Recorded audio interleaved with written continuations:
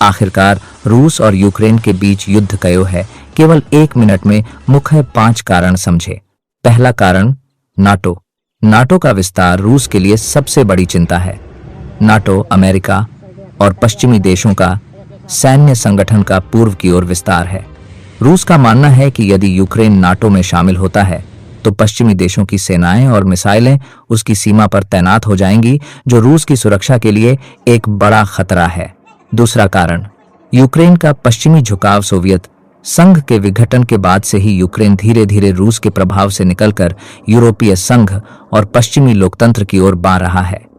रूस यूक्रेन को अपने प्रभाव क्षेत्र स्फीयर ऑफ इन्फ्लुएंस का हिस्सा मानता है और उसे पश्चिमी देशों के पाले में जाते हुए नहीं देखना चाहता।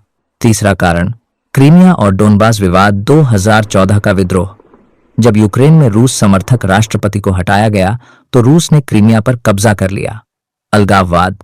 पूर्वी यूक्रेन डोनबास क्षेत्र में रूस समर्थित अलगाववादियों और यूक्रेनी सेना के बीच 2014 से ही संघर्ष चल रहा था। रूस ने इन क्षेत्रों के रूसी भाषी लोगों की रक्षा का तर्क देकर सैन्य कार्रवाई की। चौथा कारण, ऐतिहासिक और सांस्कृतिक संबंध।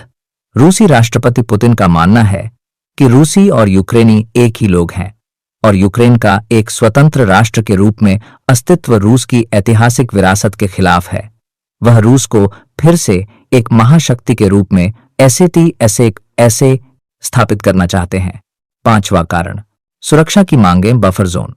रूस चाहता था कि यूक्रेन को औपचारिक रूप से एक बफर जोन तटस्थ देश घोषित किया जाए, जो न कभी नाटो का सदस्य बने और न ही वहां पश्चिमी हथियार रखे जाएं।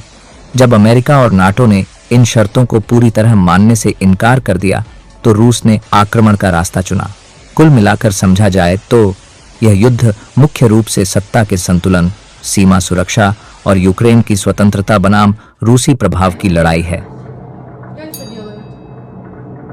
Глянь, какая дружественный народ. Посмотри, что делает.